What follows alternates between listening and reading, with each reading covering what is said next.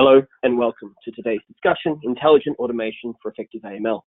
My name is Bradley Maclean and I'm co-founder and head of research with Regulation Asia.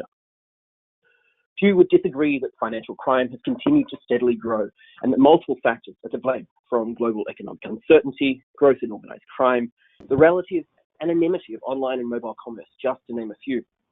The interconnectedness of the global financial system has increased the opportunities for bad actors and made it more vulnerable to money laundering. To battle this for some time, experts have argued that when the sheer computing power of AI meets the transactional complexity of AML, good things will happen. The recent focus on leveraging AI technology is not because banks haven't put in place controls to tackle the menace of money laundering. In fact, everyone on this call is far too familiar with a large dedicated team sitting in each bank whose sole purpose is to monitor transactions and identify and create SARs. As many listeners will also be far too aware, institutions rely on KYC processes and use gaggles of transactional rules to identify and report suspicious activity, and other processes to go through rigorous scrutiny to ensure the institutions are in strict compliance with regulatory guidance around AML monitoring practices.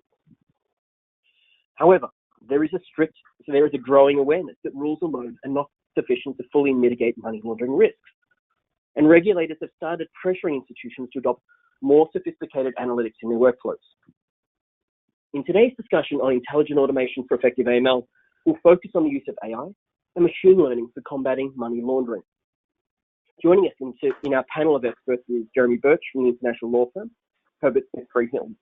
Jeremy represents and advises financial institutions and corporations on investigative and enforcement matters, compliance and conduct risks, as well as extraterritorial issues, including areas of fraud, AML, sanctions, and cybercrime, just to name a few. Also joining us is Maclean, the market lead for AML in APAC with NICE Actimize. Matthew works with financial institutions to address AML challenges and ensure specific regulatory requirements are understood and met. Welcome, Jeremy and Matthew. Glad to be here. Thanks, Brad. Before kicking off the discussion, I'd like to remind listeners that we will be taking Q&A at the end of the discussion, so please use the chat box to submit your questions throughout the discussion. Now, Jeremy, to help kick off the discussion, I was hoping you could quickly speak to the changing regulatory landscape.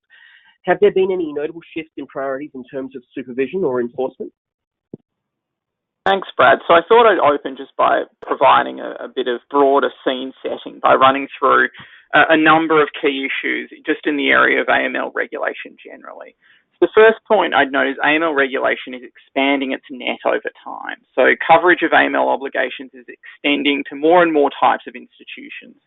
So obviously there's been an expansion through the application to designated non-financial businesses and professions such as law firms, accountants, trust and company service providers.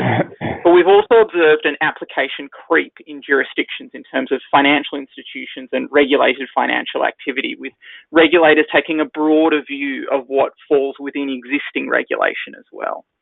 There's also been a greater focus on enforcement, and that's in two ways. So first, against financial institutions as gatekeepers.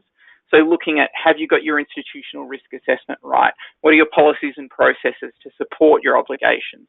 But then secondly, also in an enforcement context, seizing of illicit funds. So a focus by law enforcement on following the funds rather than just pursuing only the predicate offences. Now, both of these upticks are really FATF driven. Another point to note is a trend of enhancing transparency. So obviously the ultimate beneficial owner requirements are bedding down, and there's an increased adherence of various jurisdictions to FATF recommendations over time. So we're seeing that AML havens are gradually receding. Looking at some particular jurisdictions, I think that Southeast Asia post-1MDB, there's going to be a heightened focus for quite some time on financial crime, and in particular increased scrutiny on money laundering risk. Particularly in Singapore, with some penalties involving loss of license, this sends a very strong signal to the market. Hong Kong was subject to its mutual evaluation at the end of last year, and we'd already seen in the couple of years leading up to that an uptick in enforcement, and we can expect that trend to continue. Similar to what we saw in Australia post its FATF review in 2016, with AUSTRAC becoming a much more active regulator when it comes to enforcement after that review and the criticism that it faced regarding its track record. Looking at interaction with other laws, The interaction between combating financial crime and data protection laws and information sharing is increasingly challenging, with changes happening globally to data protection laws at the moment. In particular, the introduction of data localization requirements creates significant challenges even for sharing data between entities within the same group for the purposes of AML or fraud detection. Also, individual accountability in the broader financial regulatory space is something to keep in mind in our discussion today. So the Financial Stability Board, as part of its work on combating misconduct within firms, has focused on strengthening individual responsibility and accountability.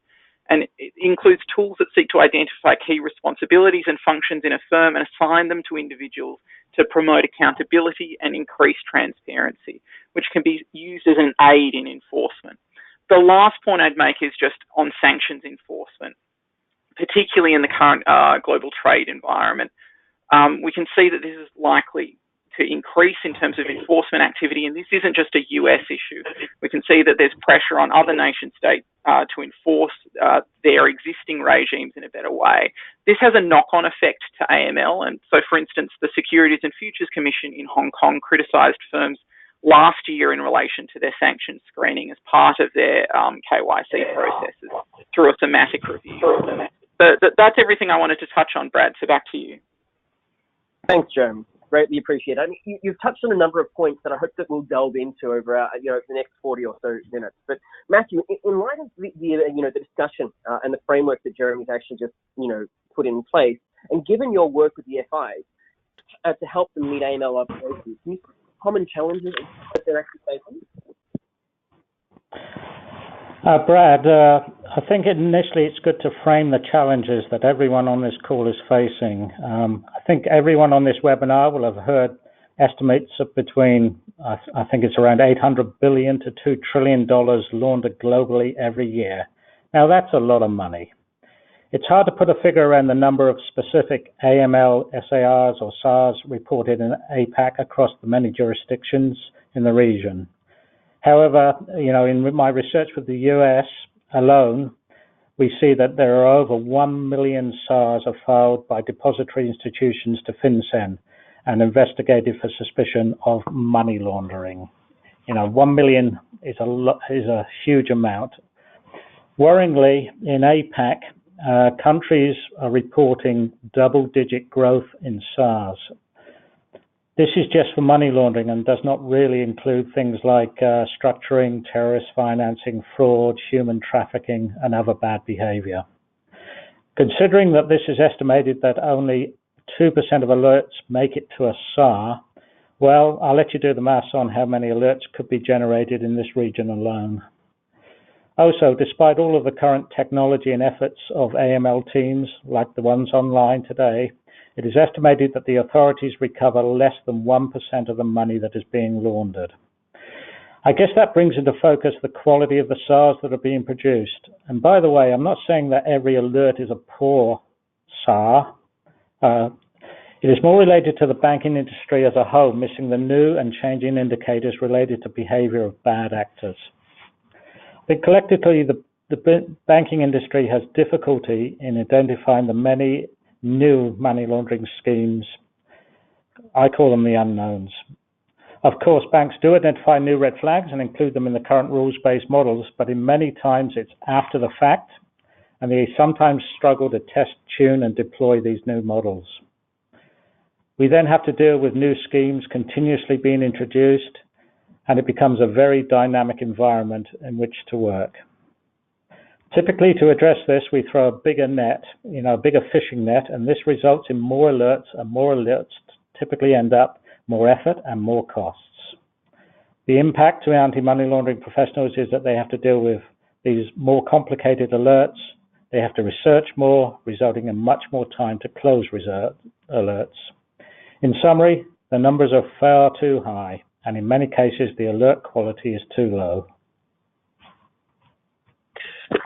You've cited some amazing numbers there, 1 million and 2%. I mean, given these challenges, it sounds like institutions are having to redefine their approach. Can you explain to what they've been doing to cope with these challenges? Yeah, Brad, that's right. To address the challenges, banks are, I guess, looking for both the usage of artificial intelligence and machine learning, as well as those areas around robotics to make things more efficient and effective. To clarify, as I know in the industry, we like to use a lot of acronyms. You know, artificial intelligence or AI is typically used to execute actions, I guess, and support decisions that humans normally make. So they support what a human would normally do. Machine learning, though, is slightly different. And I'm going to use the acronym ML throughout this particular session, and that's not to be confused with ML in money laundering. Okay, ML would mean machine learning. That's a component of AI where a computer learns from new data without being specifically programmed or instructed to by the human. Therefore, the more alert data you feed the ML environment, you should be able to generate more intelligence for you to make decisions. To incorporate things like ML into an AML program typically means a bank deploys, I guess, data scientists, very smart people.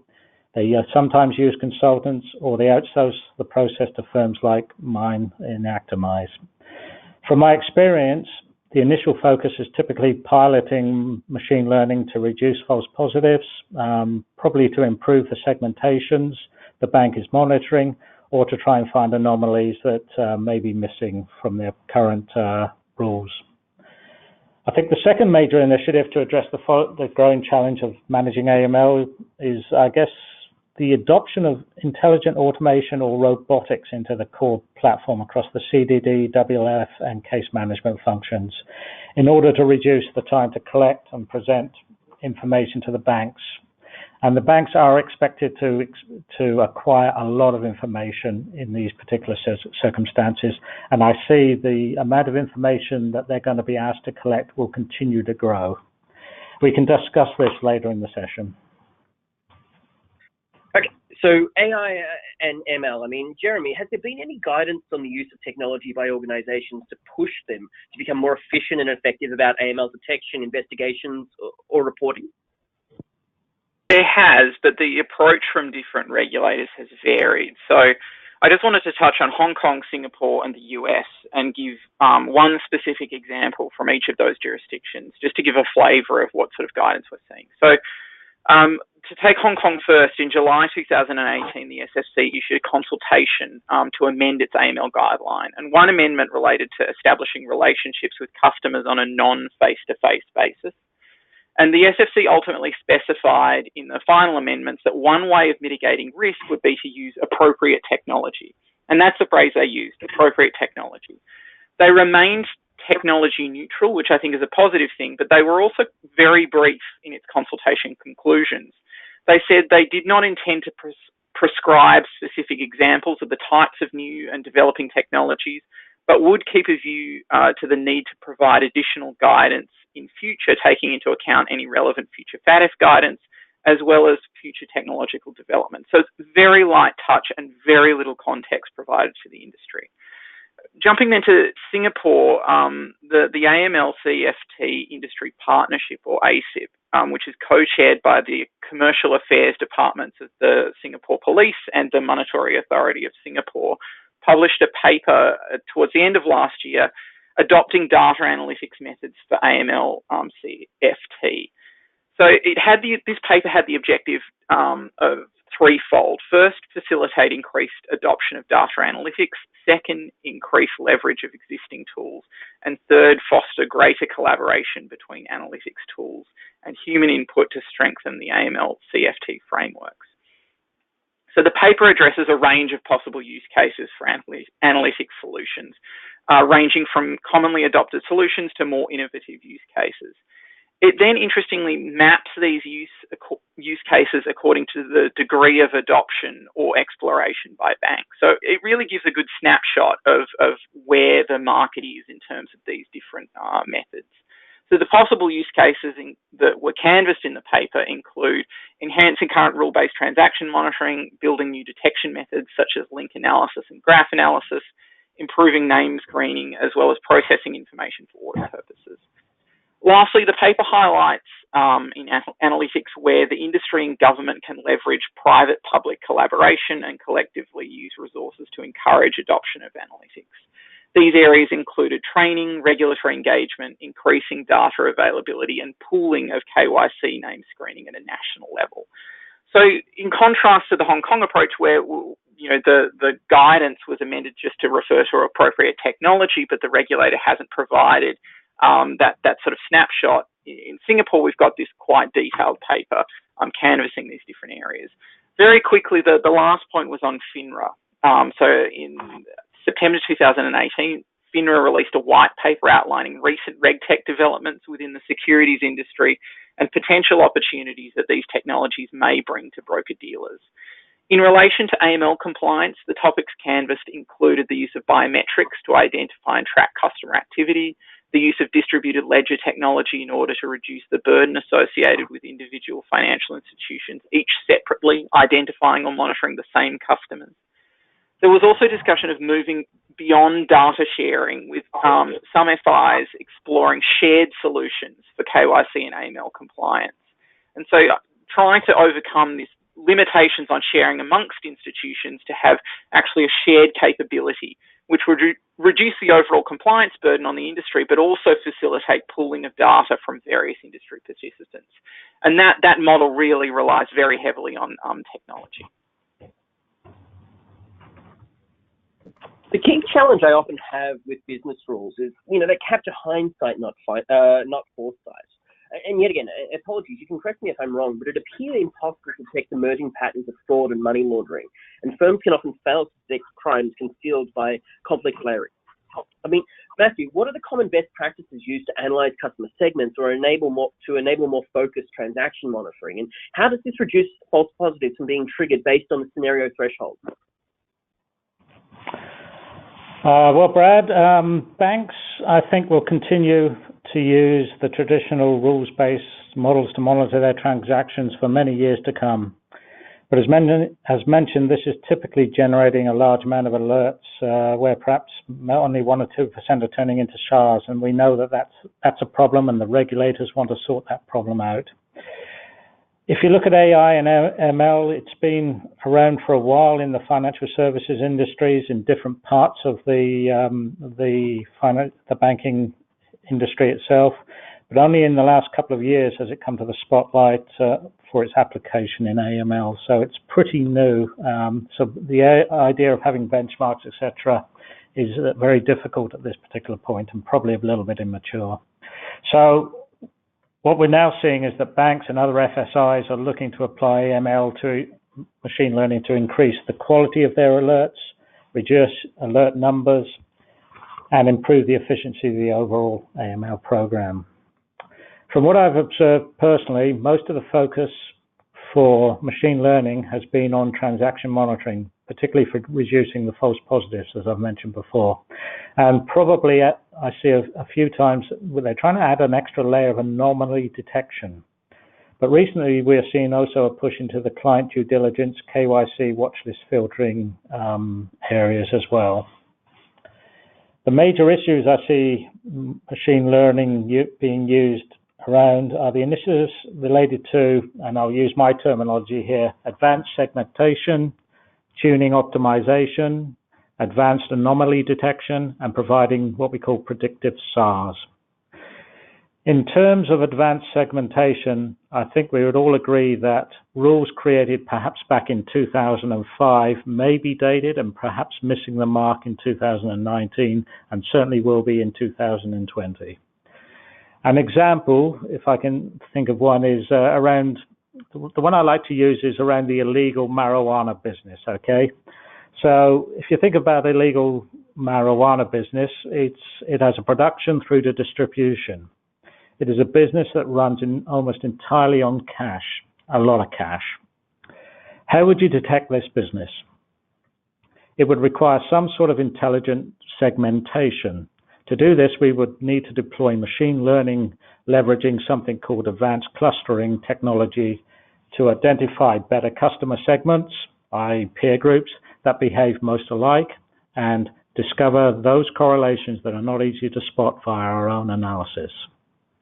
The machine will be able to differentiate a marijuana business and dealers from other cash-heavy entities, or find relationships to other entities we cannot easily find, to be quite honest. So auto tuning, let's talk about that in a moment, to reduce the false positives. It sounds easy, and it is easy if you let the machine evaluate many, many iterations to find the optimal thresholds that you would like to differentiate the like and the dissimilar, and to configure the many peer groups and tuning rules. These algorithms should drive down the false positives related to, say, a marijuana transactions versus other transactions in similar cash-heavy businesses. If we go on to advanced anomaly detection, this should help the bank identify scenarios that you may not catch with your existing rules. Anomaly detection provides what we call a security blanket for typologies and, I guess, bad behaviors that we will have not anticipated, including, and again going back to the marijuana example, unexpected trades in narcotics. Many AML systems, including ours and many of our competitors, have anomaly detection in the form of something called a security blanket. But the difference here is the quality of the alerts. I would compare this to the difference between two different drugs, but unfortunately I don't take drugs, or fortunately I don't take drugs, so I'm not going to use that comparison. But it's like comparing the quality of the alerts between, say, a Suzuki Swift car and a BMW 3 Series. Moving on to predictive SARs. A predictive SAR should lower the cost per disposition of an alert. What it does, it prioritizes the alerts, and it allows the routing of those alerts into areas such as all the simple ones can be routed into what we call a triage area, where you can do more economical analysis. Likewise, identifying the more risky, it can identify more risky and difficult to investigate alerts, and they can be routed to the more experienced and skilled staff.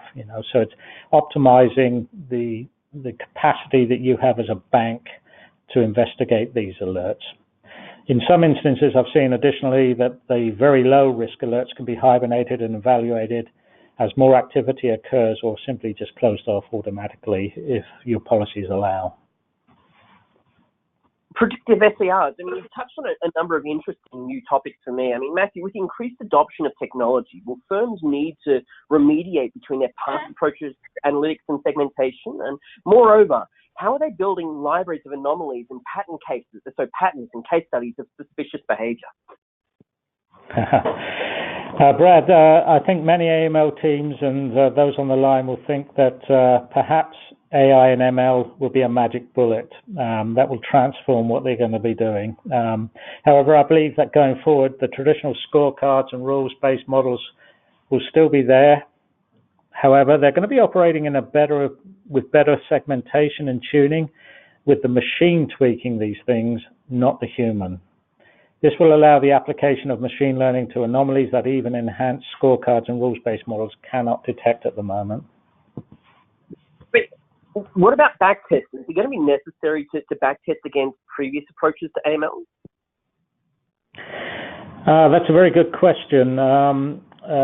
Backtesting is recommended by many regulators, and I'm sure Jeremy can cover those if we needed to, but the regulators like you to backtest for normal material changes to your monitoring typologies, So, for example, MAS, and I've got a copy of the MAS one here, and I'm just going to read it to you. Before effecting recalibrations, especially material recalibrations, FIs should assess whether to backtest the changes using sample data to ensure the proper functioning of the new rules. So backtesting will be very, very important. It's how you go about backtesting. I would go further and recommend that banks have what we call a full simulation environment to backtest the impact of new rules, and they should base that simulation environment probably most effectively on what we call the transaction log files of the rule alerts. While I have you here, can you quickly speak to the use of new machine learning innovations in CDD and investigations then? Okay, I can only sort of talk from how Actimize are focusing. We think that the possible application of analytics to CDD would be mainly in the areas of predictive scoring. Predictive scoring in CDD, we think we can deliver a predictive scoring model that combines all client and transactional activities. So what this really means, in this case, you would have your normal risk rating presented to your officer alongside a predictive rating based on the AML factors that have been run. And from that particular point, the AML officer would be able to review and make a decision whether he wants to use the normal rating or the predictive rating. In terms of investigations, we know that robotics have been around a long time in other functions of the banks. However, only recently, I think they've only recently in the last 3 or 4 years have been applied to AML. And they've done this because much of the time spent on investigations and reviews is in data acquisition. It's the most painful part of the operation. So the use of robotics and automation is there to allow the bank to focus on the review and the investigation, not the operational tasks of acquiring data in the back. And that should also be, the acquisition of data should be in the background. It shouldn't impact the investigator's day-to-day job. Of course, in more riskier or complicated case, the automation has to be something that can be operated by the investigator as well. So he should be able to be assisted, the automation, or unassisted. Obviously, the uses of advanced automation or robotics can create savings and ensure more completeness in the investigation process. However, just one caveat here, the regulators will want to know that the investigator has read and understood and reviewed every piece of information that's gathered. So don't expect the automation to go off, collect information, present it, and you not review it. It's got to still be reviewed to make your own assessments. I firmly believe that automation will be the core of client due diligence and case management going forward, and I think it'll be aided by the new ML models that will provide more intelligence, I think, to focus at the review and the investigations. I mean, when we think about it, it's clear that technology could enable a firm to go well beyond existing compliance requirements. Jeremy, should this be the objective? Moreover, with the additional insights that go beyond the regulatory requirements, what actually are the obligations of management to take action? So, Brad, I'm a big advocate of moving more towards an outcomes-based approach to compliance generally.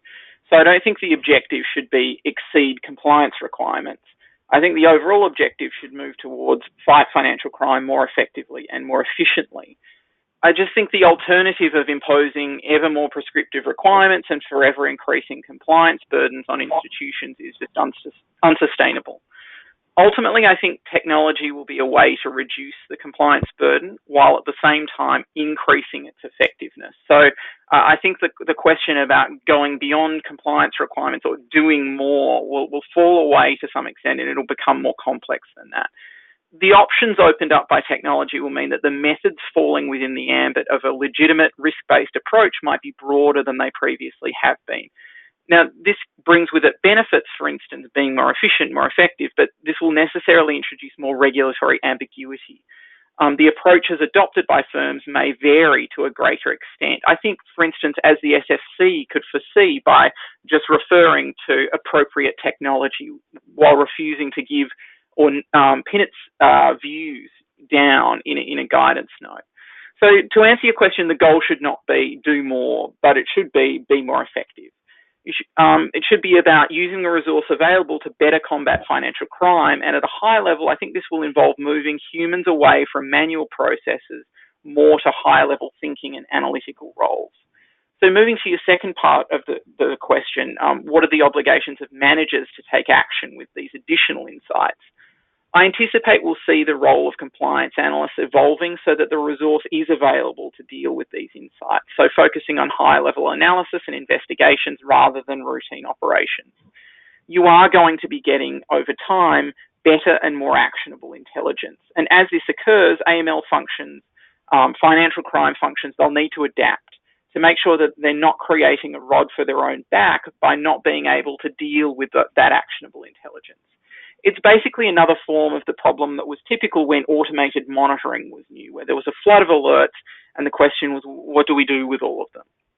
I think this is particularly important for those in senior roles in light of the senior management accountability regimes I mentioned earlier. We're in a stage of rapidly changing expectations and evolving risk environment in terms of money laundering and terrorist financing, and those responsible for oversight of financial crime compliance functions just need to keep an eye on resourcing, tools available, and how you're approaching the task at a macro level. I like the comment, the flood of alerts, what do we do? I mean, Matthew, to maximize the effectiveness of the AML programs, what steps should institutions take to develop an action plan that allows them to detect, investigate, and or resolve their cases? Brad, I get asked this question quite a lot when I meet with financial services institutions around the region. I think to establish a machine learning program is challenging for many banks around APAC, but you have to begin somewhere. So initially deciding where your major pain point is, like, for example, too many false positive alerts, which is probably the most popular place to start, or concerns that you're missing alerts, such as you need an anomaly detection, is a good way to initially focus the program. I think you have to focus.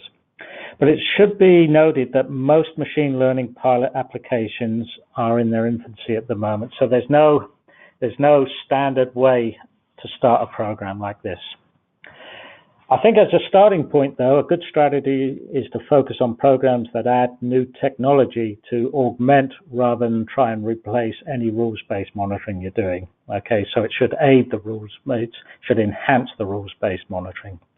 Typically, to better identify the rules and thresholds that need to be changed, probably, and perhaps to look at better segmentation to support the tuning of your current rules-based models.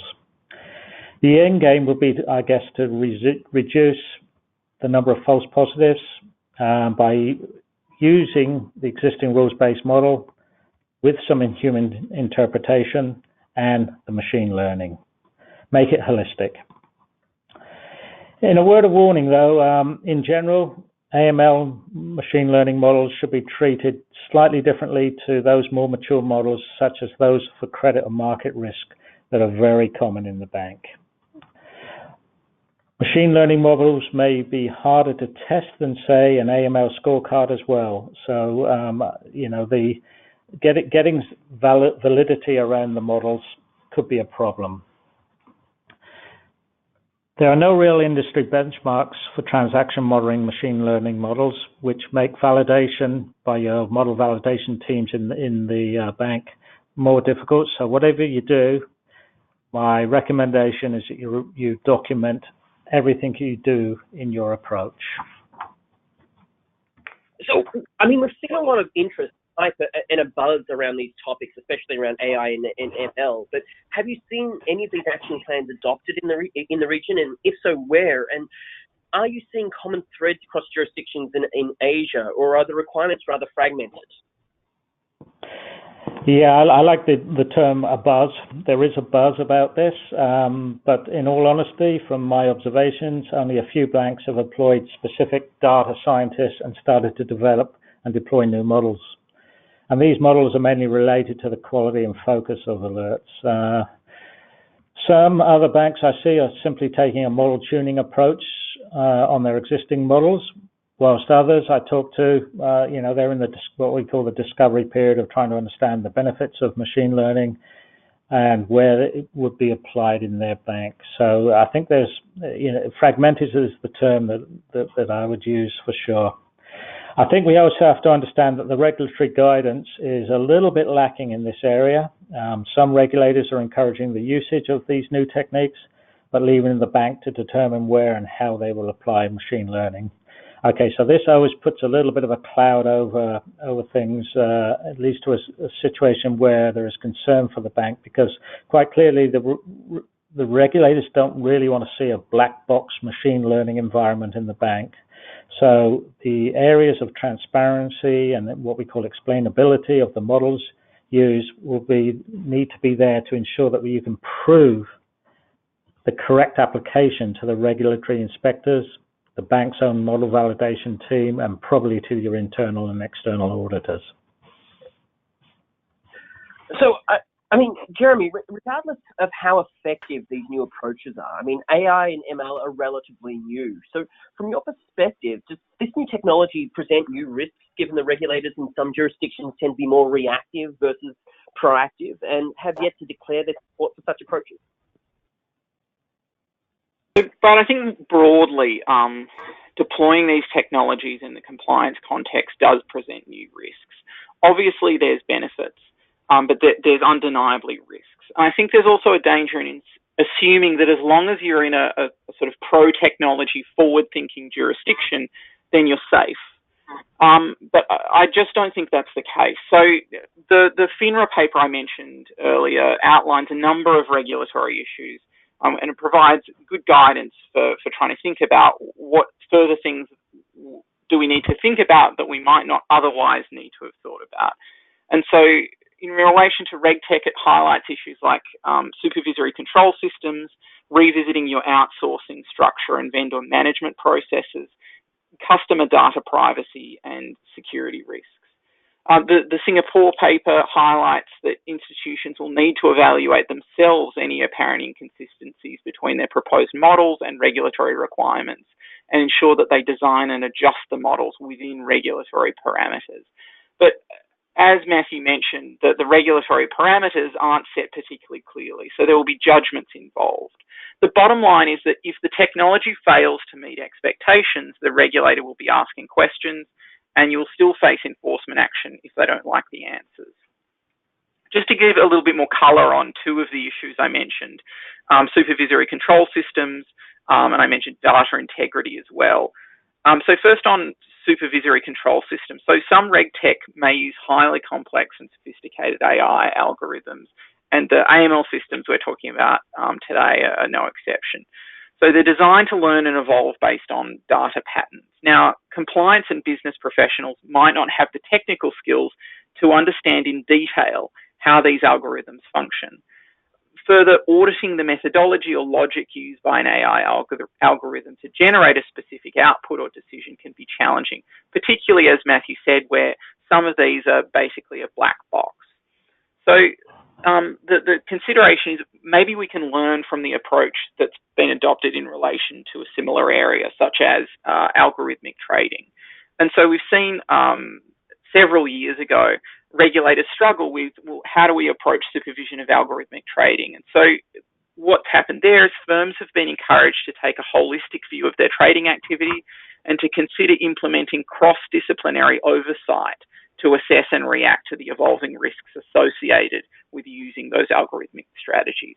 So it's just making sure that you're not using yesterday's supervisory approach for today's very different environment if you are going to pursue these technologies. The second issue is data integrity and control.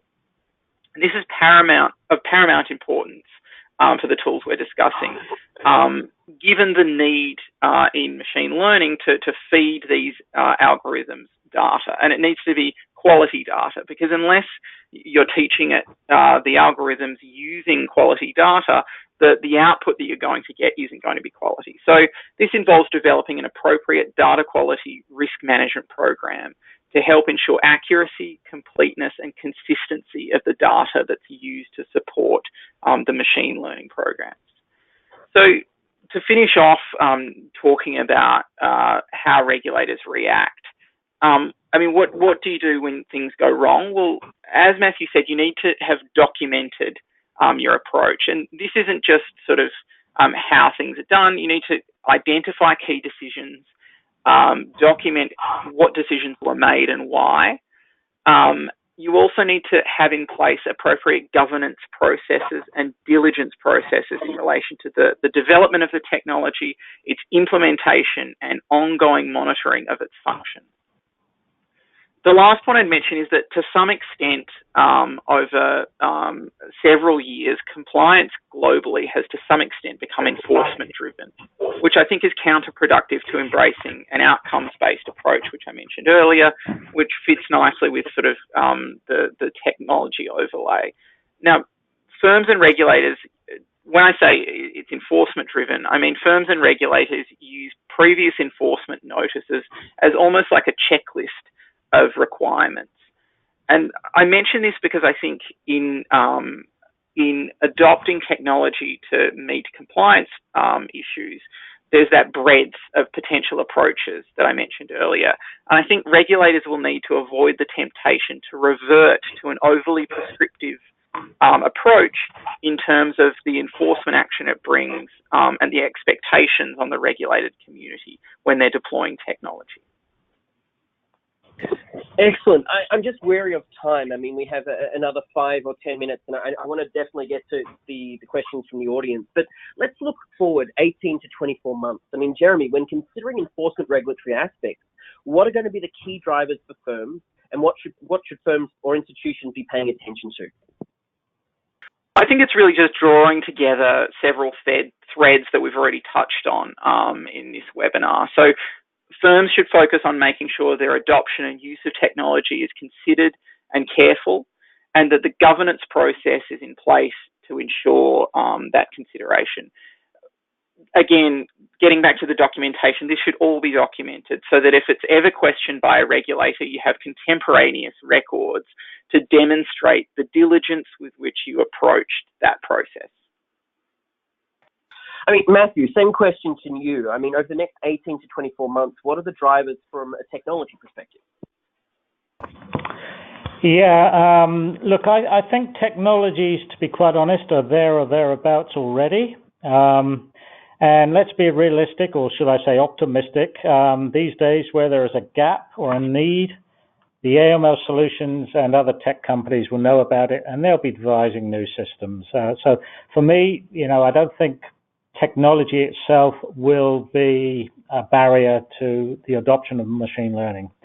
However, the technology in this area is only as good as Jeremy's indicated as well as the data it operates with. Machine learning can be an enormous consumer of data. It's carnivorous. The more you feed it, the better it'll operate. In terms of technology innovation, I think we will also be seeing money laundering as a service becoming much more prominent. This type of a service, I think, will allow a bank to either utilize a managed service somewhere on the cloud where the service will provide access to data scientists with ML tools, ML governance programs, and initial testing of probably anonymized AML data from the bank. Potentially, that could also extend to maybe that software as a service that allows the bank's own data scientists to access a technology area where all of the AML tools are sitting, and they develop their own models, test them, document them, etc., etc. I can even envisage what we call a BYO environment, where a bank could bring its own models into a controlled environment that will provide the necessary transparency and governance to specifically look at and build out their models and refine their models. As I mentioned, I think it'll all reside somewhere in the cloud and provide options for banks of all sizes to really push ahead with their AML programs. Fantastic. I mean, you mentioned there are so many acronyms in our industry. When you said ML as a service, I automatically went to money laundering as a service, but obviously machine learning as a service. But that would be interesting. Yeah. And Jeremy, for your input to this point, I'd love to open up the discussion to our listeners. And very similar to my misinterpretation of ML as a service, because that would be an interesting business model. The first question is actually directed to you, Matthew. What is ongoing tuning? Sorry, guys, I just missed that one. What was the question again? What is ongoing tuning? You referred that earlier in your section. Yeah, ongoing tuning is, I mean, a lot of institutions tune their model once, but then leave it for 6 months, 1 year before they start to retune it. And that's not good enough. Basically, as the criminal topologies change, you have to keep on doing ongoing tuning. So it's an ongoing process to keep up to date. So how quickly and how often you retune your models, that's a question for the bank itself and its own risk profile. But it's something that I don't see tuning as being a once-off exercise that happens once a year. It should be an ongoing process. So presumably, Matthew, the benefit of having machine learning models is that it's a sort of a reinforcement loop. The data that you're using in your everyday operations, you're refeeding to the algorithm so that it gets better over time and adapts. And so that tuning process is an ongoing one, whereas previously when you were using humans to do it, it was sort of a scheduled maintenance approach. Is that right?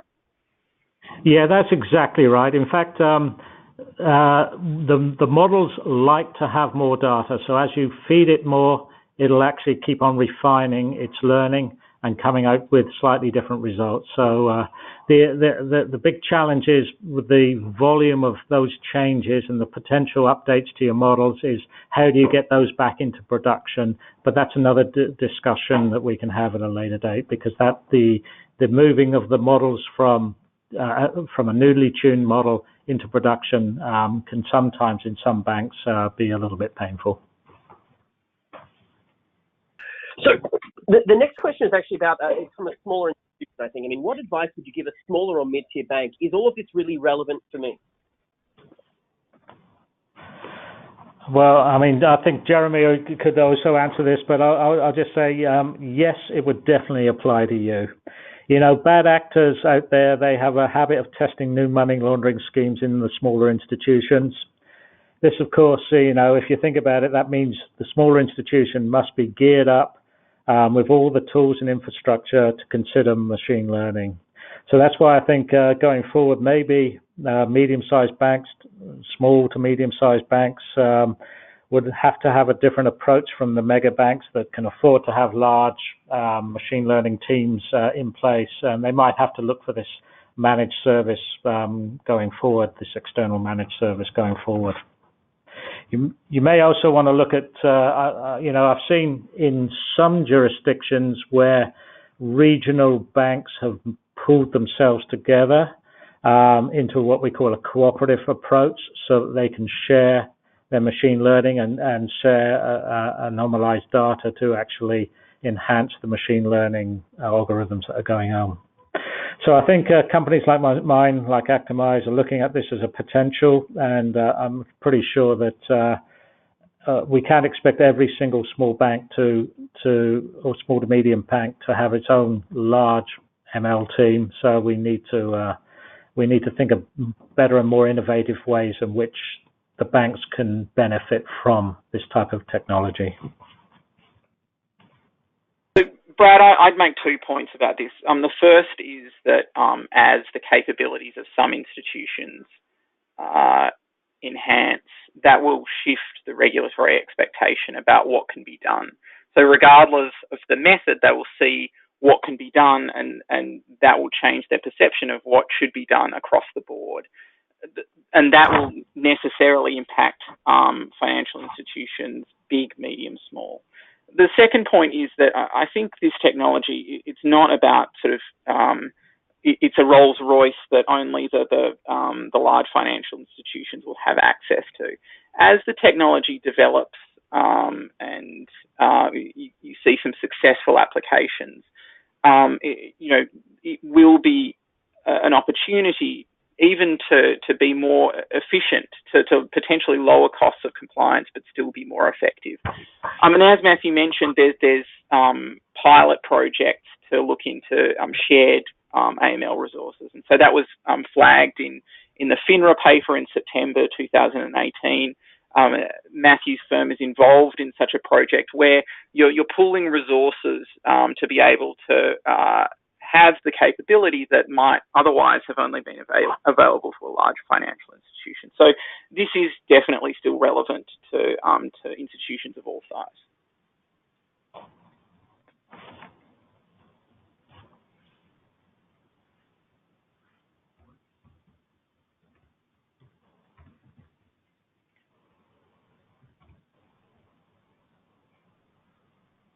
Brad, you might be on mute.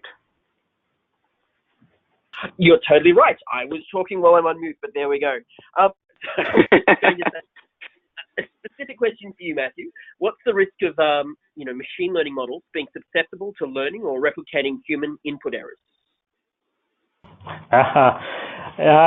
Yes, they are susceptible, and this is one of the big issues, and that's why the documentation of what is being put into the models has to be there, and the governance around the steps of how that information is being put in there has to be in place. I'm loath to say that we need a lot of control type activity, but certainly, if you put the wrong information in, you're going to get the wrong answers, okay? So we have to have some sort of control process and governance process to make sure that there is not bad data within the machine learning models. I think once it's all been set up and automated, so for example, in some systems, if you can actually do the data validation and verification as it comes in. And just to remind it, most machine learning exercises, the figure I heard the other day was about 60% of the effort is getting the data and keeping the quality up to a level that there are no mistakes in that data. So no gaps and no mistakes in that data. And that's 60% of the effort of actually running machine learning. So it's an important area. It's something that needs to be governed, and it's something that certain controls need to be put into place. Brad, I just flag also from a regulatory perspective, it's not just a matter of sort of input error or incorrect data. There's an issue from a regulatory perspective, and this is outside of compliance. It's a broader regulatory issue about machine learning replicating human bias. And so if there's a bias in the data, or there's a fundamental, so for instance, if the humans in approaching a certain task have been doing it in an erroneous way, then the machine learning algorithm will really just replicate and predict how that erroneous process would have resolved that particular input. And so when I was talking earlier about data integrity governance processes, part of that, it's not just about making sure there are no mistakes or it's been input correctly, the data has been cleaned and absorbed correctly. It's about, thinking about what data is actually being fed to it and how confident you are about that data. So we have time for one final question, and this really it's a follow-on question. So how does ML and AI work in the context of fintech, given that they are new and do not have a long history or large amount of data? What is the suggested approach to reduce false positives in addition to rule-based monitoring?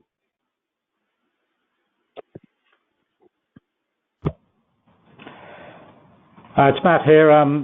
Again, that's a really good question, because before you can go into a machine learning program, you need, nearly several years of data. So the new fintechs, as they come in, they're not going to have that information. And so I've been looking at areas around cooperative access to data. So where we bring a number of different fintechs together in a similar area of fintech application. We anomalize that data and we push it through a common machine learning algorithms. So it's a matter of gathering enough data to make the machine learning worthwhile, is how I would look at approaching it.